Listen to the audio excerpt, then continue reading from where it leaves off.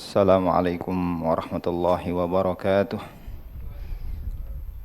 Alhamdulillah. Alhamdulillahi rabbil alamin. Wabihi nasta'in ala umurid dunya waddin. Wassalatu wassalamu ala imamil anbiya'i wal mursalin, Sayyidina wa habibina wa syafi'ina wa maulana Muhammadin wa ala alihi wa sahbihi ajma'in. Allahumma salli wa sallim ala sayyidina Muhammadin miftahi babi rahmatillah, adada ma fi ilmillah, salatan wa salaman daimaini bidawami mulkillah, wa ala alihi wa sahbihi wa mawalah, la hawla wa la quwwata illa billah. Hadirin jamaah yang mudah-mudahan dimuliakan oleh Allah Subhanahu wa taala. Sebelum kita mulai pengajian kita pada siang hari ini, marilah kita buka dengan membacakan Ummul Quran suratul Fatihah. Kita minta kepada Allah dengan keberkahan, dengan kemuliaan yang ada dalam suratul Fatihah. Mudah-mudahan kita dijadikan orang-orang yang mencintai ilmu dan bertambah pula kualitas keilmuan kita, sehingga dengan ilmu yang kita miliki kita senantiasa mendekatkan diri kita kepada Allah Subhanahu wa taala. Yang kedua, kita minta kepada Allah dengan keberkahan suratul Fatihah, mudah-mudahan guru-guru kita, orang tua kita senantiasa diberikan kesehatan oleh Allah Subhanahu wa taala.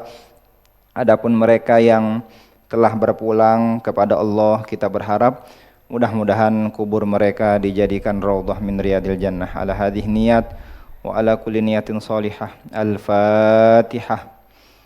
A'udzu billahi minasyaitonir rajim. Bismillahirrahmanirrahim. Alhamdulillahi rabbil alamin.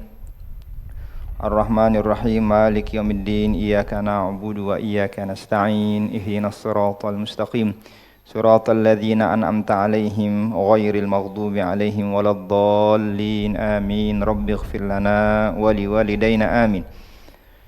Hadirin jamaah yang mudah-mudahan dimuliakan oleh Allah, syukur kepada Allah yang telah memberikan kepada kita begitu banyak nikmatnya, sehingga dengan nikmat anugerah kemudahan yang Allah hadirkan dalam kehidupan kita, kita bisa berkumpul di tempat yang baik ini dalam rangka tafaqquh fiddin, dalam rangka membekali diri kita dengan ilmu agama, yang dengan itu tentu semua kita berharap mudah-mudahan kehidupan kita senantiasa mendapatkan limpahan keberkahan dari Allah Subhanahu wa taala. Amin ya rabbal alamin. Hadirin jamaah yang mudah-mudahan dimuliakan oleh Allah Subhanahu wa taala, berhubung bulan Zulhijjah beberapa hari ke depan akan datang kepada kita, di mana di bulan Zulhijjah ada ibadah yang luar biasa, yaitu ibadah penyembelihan hewan kurban. Selain saudara-saudara kita ada dari mereka yang mungkin berangkat menunaikan ibadah haji, sudah kita bahas di minggu yang lalu bagaimana kemuliaan pelaksanaan ibadah haji dan kemuliaan orang-orang yang melaksanakan ibadah haji. Maka pada pertemuan kali ini kita akan sama-sama mengkaji permasalahan yang kaitannya dengan ibadah kurban, agar kita betul-betul bisa memaknai perjumpaan kita dengan bulan Zulhijjah. Syukur-syukur Allah beri kepada kita rizki yang cukup, rizki yang barokah, untuk kemudian kita bisa melaksanakan satu sunnah yang luar biasa, satu ibadah yang istimewa, yaitu ibadah penyembelihan hewan kurban. Sebelum kita masuk pada fikih yang kaitannya dengan kurban, hadirin jamaah sekalian, bila mana kita urut, kurban ini merupakan syariat yang bisa dikatakan memiliki usia cukup tua gitu. Bukan hanya ada di zaman Nabi Muhammad, bahkan bukan hanya ada di zaman Nabi Ibrahim, tapi istilah kurban ini sejatinya sudah ada dari sejak zaman Nabi Allah Adam alaihi salam. Nah, ini kan artinya usia kurban sudah sangat tua, karena bukan ada baru kemarin, melainkan sudah ada dari sejak zaman Nabi Adam. Ya, meskipun nanti akan kita lihat di mana pelaksanaannya, kaifiyatnya, tata caranya dari satu nabi ke nabi yang lain sampai dengan Nabi kita Muhammad sallallahu alaihi wasallam memiliki tata cara pelaksanaan yang berbeda. Sebagai contoh misalnya hadirin, di zaman Nabi Adam, itu istilah kurban sudah ada di zaman beliau, di mana kalau kita lihat sejarah Nabi Allah Adam ketika beliau menikah dengan istri beliau yang bernama Siti Hawa, ya, jadi bukan Siti Hawa tapi ada tasydidnya, melainkan Hawa gitu ya. Ketika Nabi Adam menikah dengan Siti Hawa, Allah anugerahkan kepada keduanya putra-putri yang cukup banyak. Ya, anak-anak Nabi Allah Adam dalam riwayat dicatat itu tidak kurang dari 80 anak. Ini jangan tanya ngurus KJP-nya bagaimana, anaknya 80 gitu ya. Dan yang unik hadirin, ya, Ibunda Hawa ini melahirkan 40 kali dan setiap kali lahir kembar, dan kembarnya ini selalu sepasang, Pak. Nah, makanya anaknya 80 karena ngelahirinnya 40 kali, Pak. Setiap kali lahiran selalu berpasangan laki perempuan terus sampai dengan anak yang ke-40, kelahiran yang ke-40. Nah, singkat cerita hadirin jamaah sekalian, ketika putra-putri Nabi Adam sudah semakin banyak, jumlahnya 80, Allah Subhanahu wa taala memerintahkan kepada Nabi Adam untuk menikahkan putra-putrinya. Cuma karena memang belum ada orang lain, jadi tidak ada istilah besanan gitu ya. Tidak ada istilah ngunduh mantu ya, dan lain sebagainya. Kenapa? Karena belum ada orang lain.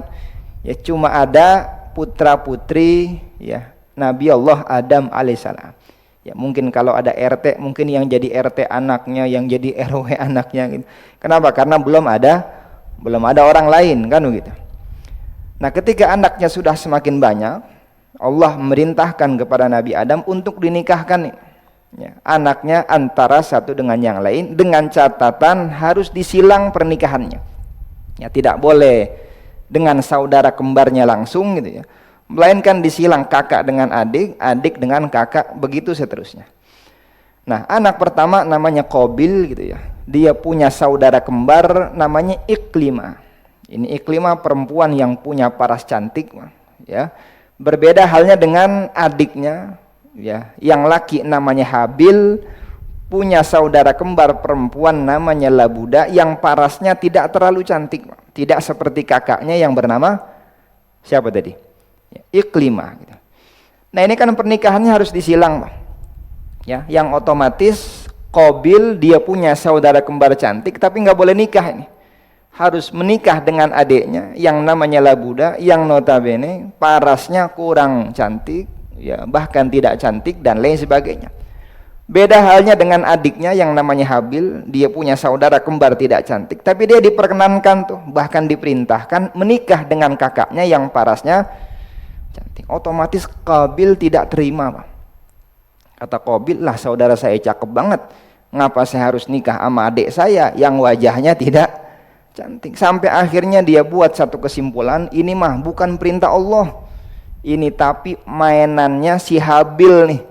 Biar bagaimana ceritanya dia bisa nikah dengan saudara kembar saya yang cantik, sedangkan saya nikah dengan saudara kembar dia yang wajahnya tidak cantik. Nah, ini bukan perintah Allah, saya nggak percaya.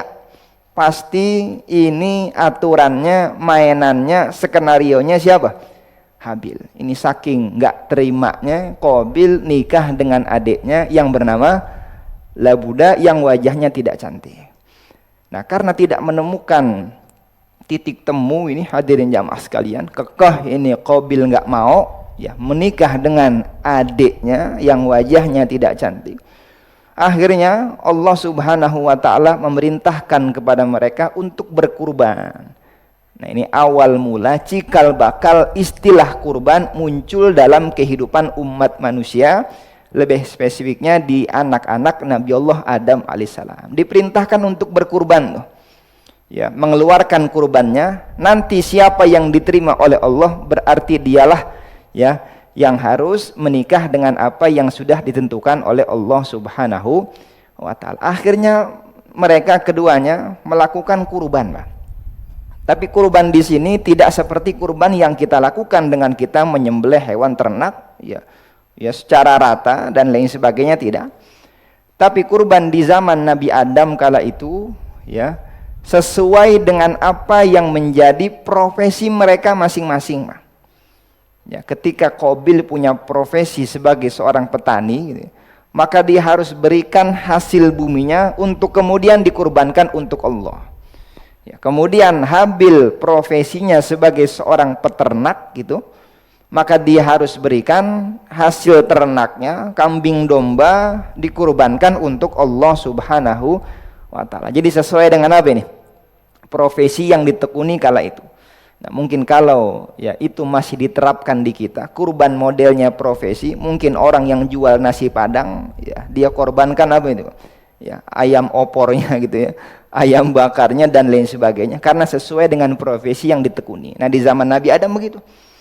Cuma yang jadi permasalahan, Bang, Qabil saat itu ketika dia hendak mengeluarkan hasil buminya, hasil taninya untuk dikurbankan kepada Allah, Qabil berpikir, Pak, kata si Qabil, kan Allah nggak makan, Allah nggak minum, berarti saya kasih sayur mayur yang rusak-rusak, yang busuk-busuk, toh kalau saya kasih yang bagus, sayang-sayang Allah juga enggak makan. Ini dari awal udah keliru nih, Pak.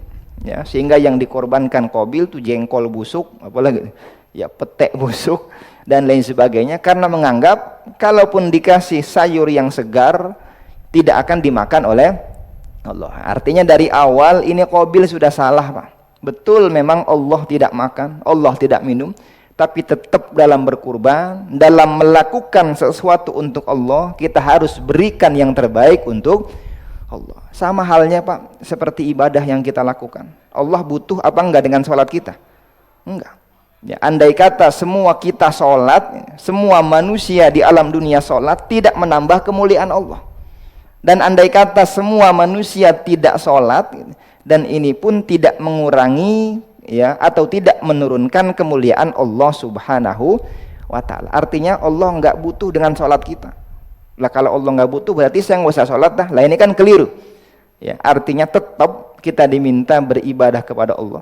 Kita diminta melakukan yang terbaik untuk Allah, karena yang akan mendapatkan kebaikan itu bukan Allah melainkan kita. Jadi tergantung bagaimana yang kita tanam, itulah yang kemudian kita petik dalam kehidupan kita. Nah, ini Qabil udah salah langkah, Mak.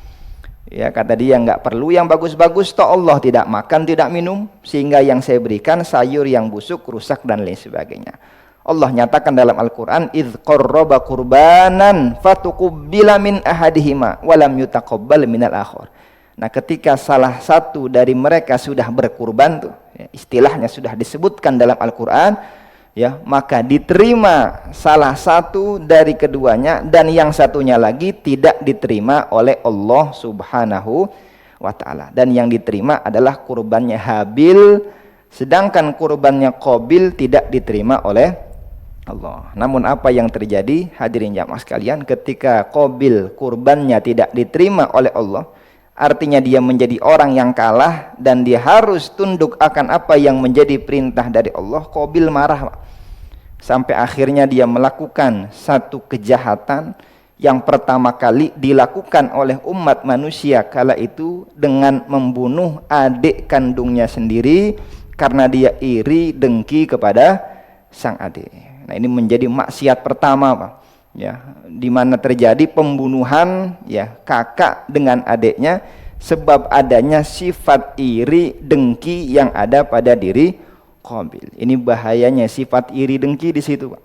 Ya, kehidupan yang rasanya baik-baik saja berubah menjadi kehidupan yang tidak baik.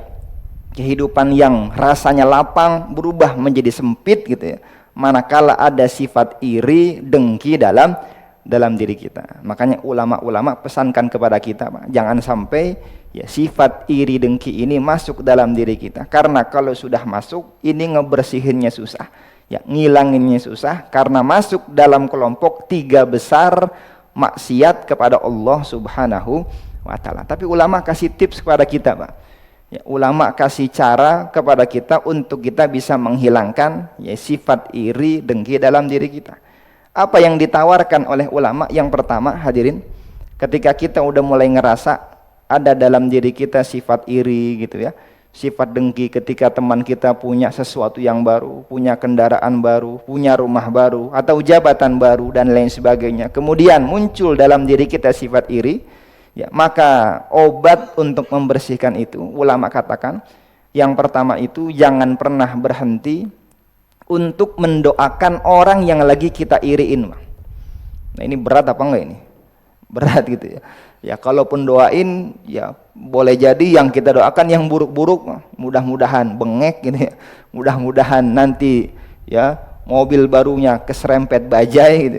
Lah ini kan repot, Pak. Padahal manakala kita doakan yang baik-baik terkhusus kepada mereka yang sedang kita iriin gitu ya, itu punya potensi besar untuk kemudian kita bisa membersihkan sifat iri, dengki yang ada dalam diri kita. Itu yang pertama. Yang kedua, kata ulama, manakala kita merasa ya dalam diri kita sudah muncul benih-benih sifat iri terhadap teman kita, terhadap saudara kita, kerabat kita, tetangga kita. Yang kedua, selain kita doakan mereka untuk terus mendapatkan kebaikan, keberkahan dari Allah, maka yang kedua, kata ulama, jangan pernah sungkan untuk memuji kebaikan yang ada pada orang yang sedang kita iriin. Lah ini makin berat lagi. Doain berat, muji depannya jauh lebih berat. Tapi ternyata kata ulama ini punya potensi besar, Pak. Ketika kita dapati teman kita datang ke kantor dengan kendaraan baru, maka untuk menghilangkan sifat iri, kita datengin ini orang sambil kita puji, Pak. Kita bilang alhamdulillah ya mobil Anda baru gitu ya.